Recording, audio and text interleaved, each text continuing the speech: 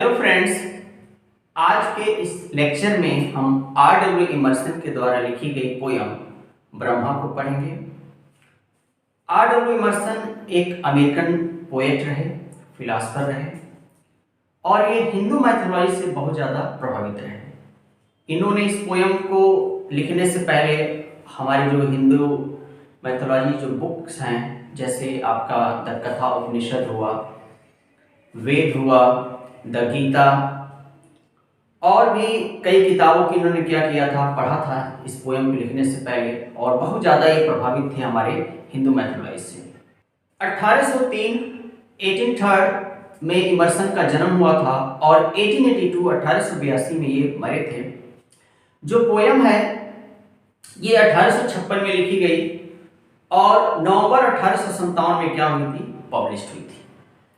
Friends, इस poem को पढ़ने से पहले हम जान लेते हैं कि R.W. इमर्सन जो रहे ये हिंदू मैथोलॉजी से बहुत ज़्यादा प्रभावित रहे और इस पोयम को लिखने से पहले ये हमारी जो हिंदू मैथोलॉजी की जो बुक है, कथा उपनिषद, द गीता, द वेद और भी कई बुक्स को क्या किया था, इन्होंने डीपली अध्ययन किया था, पढ़े थे, ये स्टडी किए थे और उसके बाद से क्या हुए, इन्होंने इस पोयम को लिखा। केवल R.W. इमर्सन ही नहीं बल्कि और भी राइटर हुए, पोएट्स हुए, जैसे हमारे टी.एस. इलियट भी हिंदू मैथोलॉजी से बहुत ज़्यादा प्रभावित रहे, एजरा पाउंड। और टी.एस. इलियट की एक पोयम है जो कि 5 सेक्शन में है, the wasteland. The wasteland poem जब अंत होता है, उसकी जो अंत की लाइन, जो लास्ट लाइन्स है उसकी, वो यही है, शांति शांति शांति। इसी से उस पोयम का एंड होता है, पोयम समाप्त होती है। उसी सीक्वेंस में फ्रेंड्स हम आपको बता दें, ये जो पोयम है ब्रह्मा, यह टोटल हमारे हिंदू मैथोलॉजी से रिलेटेड है। और ब्रह्मा जो है, ब्रह्मा का जो सेंस है, यहाँ पे 2 सेंस है ब्रह्मा का, मैं बता दूं। एक जो है ब्रह्म से है और ब्रह्म का जो सेंस है, ब्रह्म का सेंस किससे है, मोक्ष की प्राप्ति से। जैसे हमारा क्या है, जन्म मरण, इंसान क्या करता है, मनुष्य के रूप में जन्म लेता है और फिर क्या होता है, वो मर जाता है। यहाँ पे उसकी जो जर्नी होती है वो पूरा करके फिर क्या होता है, वो चला जाता है। तो ये जैसे मोक्ष की प्राप्ति का सेंस ये होता है कि मोक्ष की प्राप्ति का सेंस से रिलेशन है कि बार बार जन्म और मरण से मुक्ति। हम श्री ईश्वर के शरण में, श्री हरि के शरण में क्या होते हैं, चले जाते हैं। और जो भी है मैथोलॉजी कहती है कि वैकुंठ धाम है या जो भी है, ऐसे है, ये नरक है या स्वर्ग है, इसके बारे में मुझे बहुत नई जानकारी है, लेकिन फिर भी जो भी है मैं भी किताबों के माध्यम से चाहे सुन के ही आपको बता रहा हूँ। तो यहाँ लोग कहते हैं कि यहाँ पृथ्वी क्या है, ये कि जर्नी है, यहाँ जर्नी करते हैं। और मोक्ष की प्राप्ति का सेंस क्या हो गया, बार बार जन्म मरण से मुक्ति को मिल जाना। क्योंकि यहाँ इंसान क्या होता है, भोगने के लिए ही आता है। और मेरे अकॉर्डिंग क्या है, जो स्वर्ग और नरक यहीं पे है, हम यहीं पे भोगते हैं। बाकी तो बार बार जन्म मरण से मुक्ति मिल गया, इट मीन्स मोक्ष की प्राप्ति होगी। तो पहला सेंस ये हो गया आपका कि मोक्ष की प्राप्ति। और दूसरा जो सेंस है ब्रह्मा का, वो सेंस है, आप बता, जैसे ये पूरा यूनिवर्स है, ये पूरा जो ब्रह्मांड है, हम जानते हैं पूरे ब्रह्मांड को क्या है, ईश्वरीय शक्ति के द्वारा चलाया जाता है। कहीं न कोई एक शक्ति है, पावर है, सुपर पावर इसको कह सकते हैं, जो कि क्या कर रही है, गवर्न कर रही है। और हमारे हिंदू मैथोलॉजी में क्या है, ये जो सुपर पावर है वो क्या है, वो ब्रह्मा, विष्णु और महेश है। तो ब्रह्मा, विष्णु, महेश जो है, तो ब्रह्मा को क्या माना गया है, इस सृष्टि का निर्माता माना गया है कि उन्होंने क्या किया, इस सृष्टि को बनाया। और जो विष्णु है वो क्या है, वो पालन हरता है, पालन करता है, देख रेख करते हैं। और जो गॉड, जो शंकर, जो भोलेनाथ हैं, जो हमारे शिव हैं, वो क्या है, वो डिस्ट्रॉयर हैं, वो नाश करते हैं। तो नाश किसका करते हैं, सेंस देखिए क्या है, सारी चीजें पोएम से रिलेटेड है, इसलिए मैं आपको बता रहा हूं। सेंस क्या है, जैसे ब्रह्मा क्या करते हैं, वो क्रिएट करते हैं। जैसे हर इंसान क्या करता है, वो क्रिएट करता है। तो क्रिएट करता है, वो क्रिएटर है, वो जनरेट करते हैं, क्रिएट करते हैं, चीजों को बनाते हैं। उन्होंने हमको क्या किया, बना दिया। और उसके बाद से क्या है, जो बना दिए तो विष्णु जो है वो क्या करते हैं, हम लोग की देख रेख करते हैं, पालन करते हैं। अब यहाँ देखिए क्या है, यहाँ पे इंसान क्या होता है, इंसान का एक क्रिएशन होता है, मानिए हमारा जन्म हुआ, फिर क्या हुआ, हमारा देख रेख हुआ। तो जाहिर सी बात है क्या है, कुछ अच्छे लोग हैं, कुछ बुरे लोग हैं। तो जो बुरे लोग हैं उनको क्या करते हैं, डिस्ट्रॉय करते हैं। इस चीज को हम साइंस में भी ले सकते हैं, साइंस से भी चीजों को हम जोड़ सकते हैं। जैसे क्या होता है, हमारा बॉडी है, बॉडी में क्या बहुत सारे सेल्स हैं, बहुत सारे सेल्स होते हैं, बहुत सारे क्या होते हैं, हमारे इंसेक्ट होते हैं। तो उसमें क्या होता है कि जो कुछ हमारे बॉडी को क्या करते हैं, प्रोटेक्ट करते हैं, और कुछ हमारी बॉडी को क्या करते हैं, हानि करते हैं। तो जो प्रोटेक्ट वाले सेल्स हैं वो क्या करते हैं, जो डिस्ट्रॉय बॉडी के ऑर्गन्स को या बॉडी के किसी पार्ट को क्या करते हैं, जो डिस्ट्रॉय करते हैं, उनसे पहले वो लड़ते हैं, उनको रोकते हैं कि डिस्ट्रॉय नहीं करना है।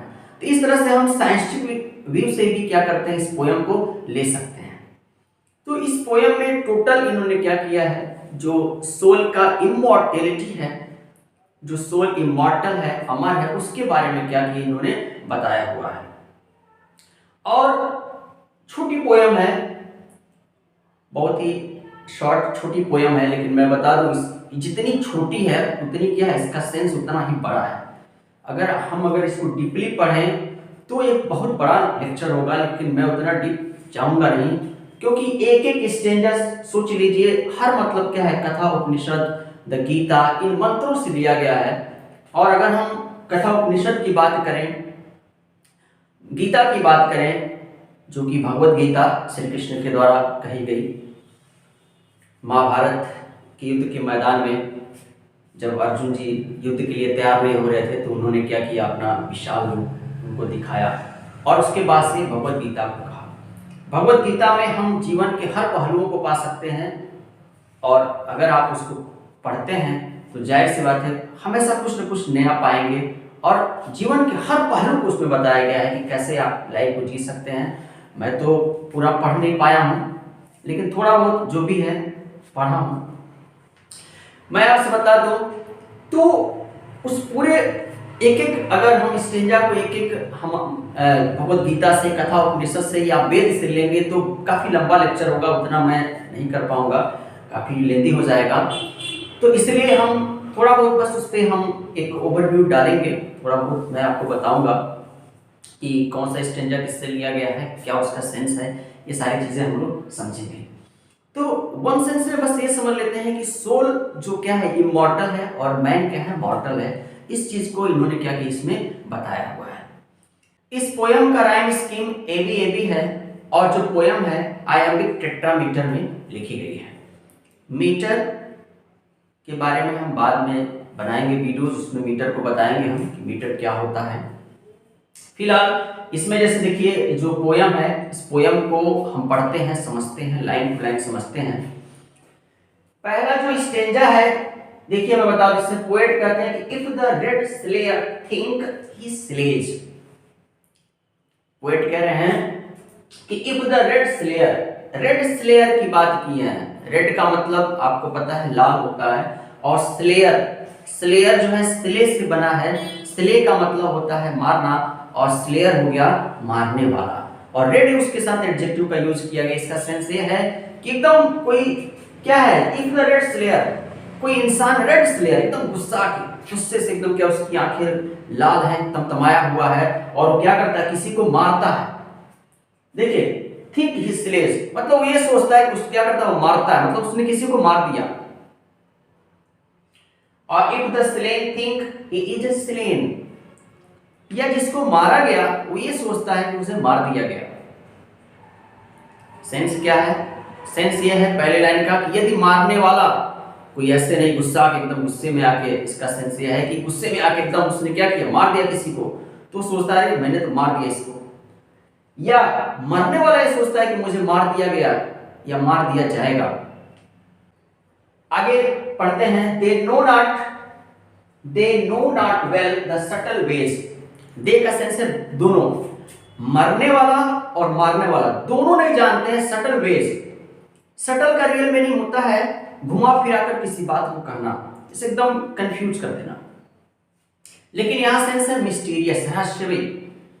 कहते हैं हकीकत यह है कि वे नहीं जानते हैं मेरे क्या चीज, जो रहस्य से भरा हुआ जो मेरा रास्ता है, जो रहस्य से भरा हुआ क्या है, मेरा रास्ता है, उसको नहीं जानते हैं। आई keep and pass and turn again. कह यहाँ पे कि आई कीप, मैं रहता हूं, रहने का सेंस यहाँ पे क्या है, सोल। करेंगे एंड पास, और मैं चला जाता हूं। और क्या होता हूं, मैं चला जाता हूं, मतलब यहां से मेरा, मैं शरीर को त्याग के चला जाता हूं, सेंस है। एंड टर्न अगेन, और पुनः मैं क्या होता हूं, दूसरे शरीर को धारण कर लेता हूं, दूसरे शरीर को धारण कर लेता हूं। अब फ्रेंड्स मैं यहां बता दूं, जो आपकी क्या है, ये जो फर्स्ट स्टेंजा है, ये कथा उपनिषद को दर्शाती है।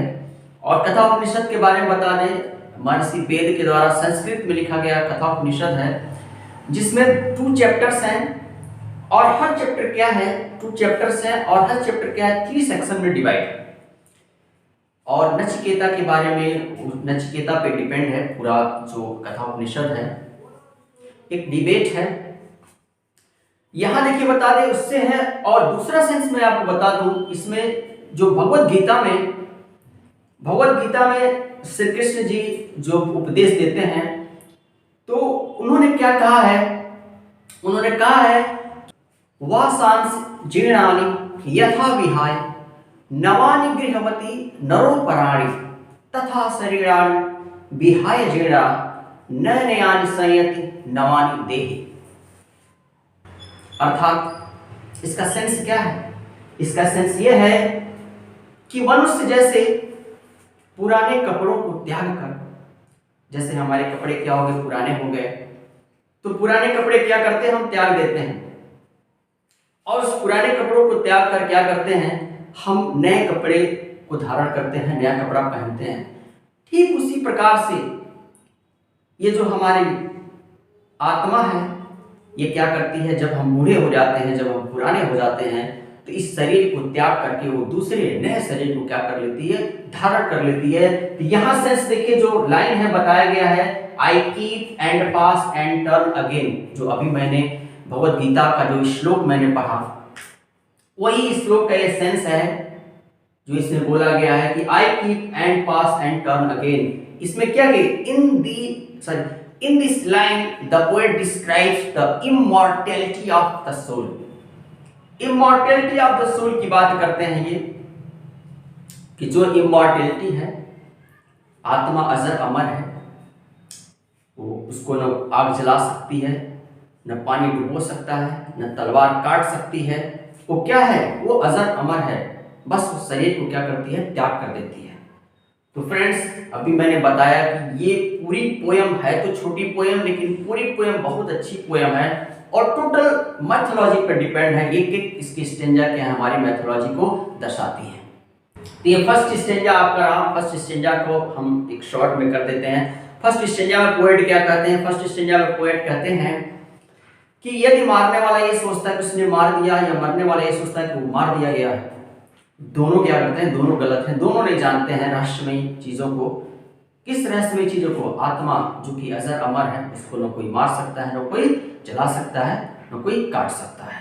ये फर्स्ट स्टेंजा आपका रहा। आइए फ्रेंड्स अब हम दूसरे स्टेंजा को पढ़ते हैं। दूसरे स्टेंजा में पोएट कहते हैं far or forgot to me is near. ये सारी बात किसके लिए है, ब्रह्मा के लिए है, ब्रह्म के लिए है। कहते हैं कि फार or for God, it means जो चीज फार है, दूर है, किसके लिए, हमारे लिए, ह्यूमन बीइंग्स के लिए। जो चीज क्या है, दूर है, और फॉर गॉड है या भूली हुई है। टू मी इज नियर, वो मेरे लिए क्या है, पास है, वो बिल्कुल मेरे पास है। Shadow and sunlight are the same.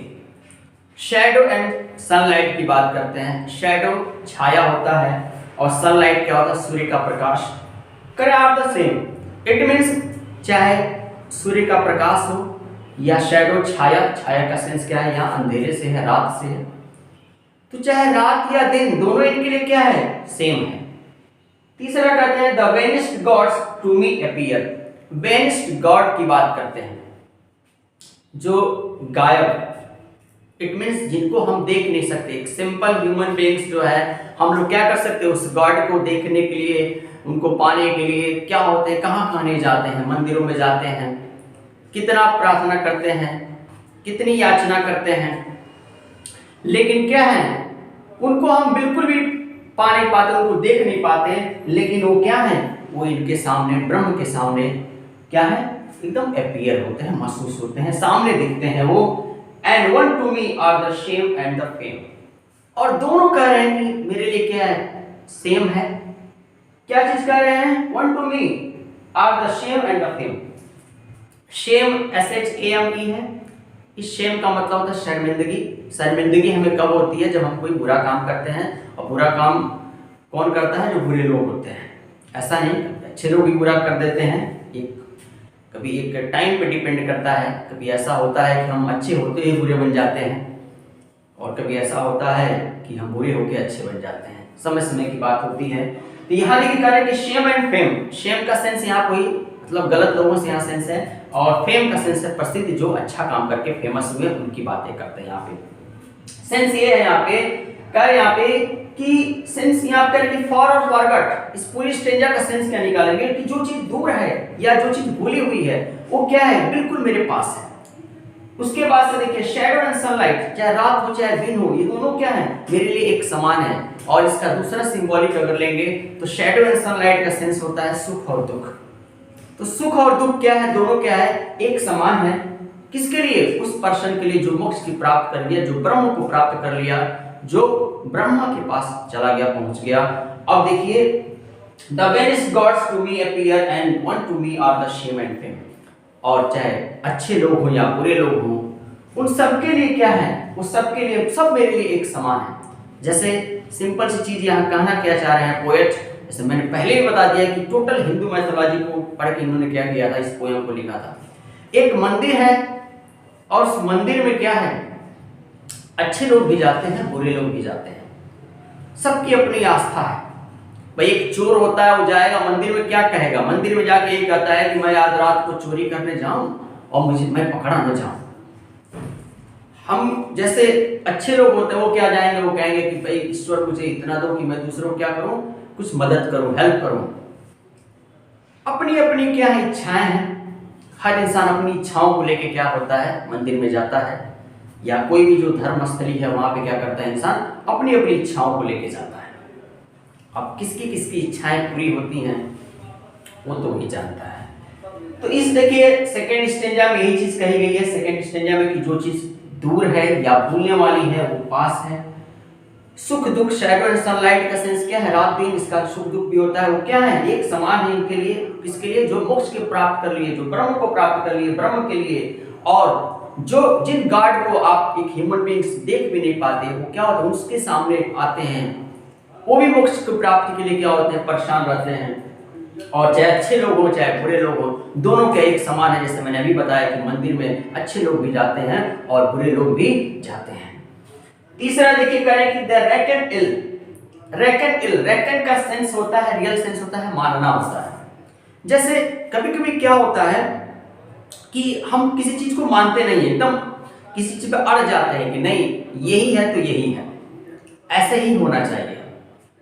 तो वहां क्या है, वहां गलत है। जैसे बहुत लोग ऐसे हैं, इस चीज को नहीं मानते और ट्रस्ट नहीं करते। किसमें ट्रस्ट नहीं करते, यहां सेंस मानने से है कि they do not trust in God और द एग्जिस्टेंस ऑफ गॉड और faith in the soul, immortality of soul. ये यहां उनकी बात करते हैं जो रेकन इल की बात करते हैं कि वे पर्सन जो इमॉर्टैलिटी ऑफ सोल है, जो अमरत्वता है, जो अमरता है, जो अमरत्व है, किस चीज का, सोल का, जो कि आत्मा आती जाती रहती है, उसको ट्रस्ट नहीं करते हैं। या गॉड के एग्जिस्टेंस पे, जो गॉड है उसका अस्तित्व है, कहीं न कहीं ईश्वर है, तो क्या है, उस पर विश्वास नहीं करते हैं। Who leave me out, वो चाहते हैं कि नहीं कोई मतलब नहीं, मुझे एकदम त्याग देते हैं, उसको विश्वास नहीं करते हैं कि नहीं ऐसा कुछ नहीं है। अब देखिए when me they fly I am the wings, जब मैं चाहता हूं तभी वो क्या होते हैं, कोई काम कर पाते हैं। I am the wings, क्योंकि मैं उनका पंख हूं। सेंस क्या है, सेंस ये है कि ऐसा कहा गया कि हम जैसे बोल रहे हैं, तो हम जो बोल रहे हैं वो क्या है, वो आत्मा की, it is voice of soul. वो आत्मा की ही आवाज है। जिस दिन हमारा बोलना बंद हो गया, और क्या हो गया, उस दिन इस जीवन हमारा जो जर्नी है वो क्या हो गया, समाप्त हो जाएगा। तो वही कह रहे कि आई एम द विंग्स, मैं पंख हूं, और मेरी ही बात को क्या वो नहीं स्वीकार करते हैं, मुझको ही नहीं मानते हैं, इसलिए उनके लिए रेकनिल का प्रयोग किया गया है। I am the daughter and the doubt, कह रहे हैं कि मैं संदेह करने वाला भी हूं और मैं संदेह भी हूं। पोएट कहते हैं कि क्या है ये, देखिए ब्रह्म को लेकर इन्होंने कहा है, पूरी जो लाइन है एक ब्रह्म को लेकर है, और ये एक तरह से ब्रह्म का ही स्पीच है। जो मोक्ष की प्राप्ति हम चाहते हैं, ब्रह्म को और ब्रह्मा दोनों के सेंस में हम ले सकते हैं इसको, उसका स्पीच है। ये सिर्फ पोएट के द्वारा लिखी गई लाइन है। तो यहाँ देखिए जो क्या है, जो ब्रह्म कहते हैं I am the daughter and doubt, मैं संदेह करने वाला भी हूं और मैं संदेह भी हूं। और देखिए and I am the him the ब्राह्मण सिंग्स, और मैं एक ब्राह्मण के द्वारा गाया गया मंत्र उच्चारण भी हूं। ये कह रहे हैं कि आई एम द ब्राह्मण सिंग्स, मैं ब्राह्मण के द्वारा गाया गया क्या हूं, मैं एक मंत्र उच्चारण भी हूं। सेंस देखिए बता दें, जो आपका सेकेंड और थर्ड स्टेंजा है, तो सेकेंड और थर्ड स्टेंजा में क्या है, ये जो पोएट बताए हुए हैं, ये भी सोच लीजिए कि क्या है, आपका भगवत गीता से है। और भगवत गीता में एक श्लोक है, सर्ववृक्षाणम मध्य पूजम अश्रद्धरणम अहम मध्ये परम वैष्णव नारद अहम अस्मिन् गंधर्वण्या देवकालम मध्य चित्रथा अस्मे सिद्धांतम योग निष्ठाम परम पाश्यम कपिलहम। ये क्या है, गीता में बोला गया इसी चीज को कि मैं ही उपासना हूं, मैं ही त्याग हूं। इट मीन्स मैं वृक्ष हूं, मैं परम हूं, मैं नारद हूं, मैं हर जगह विद्यमान हूं, मैं देव हूं, मैं भजन हूं, मैं मंत्र हूं। ये सब क्या है, ये सोल की बात की गई है। आइए फ्रेंड्स, और लास्ट स्टेंजा जो है, लास्ट स्टेंजा को पढ़ते हैं। The strong gods pine for my Abbott.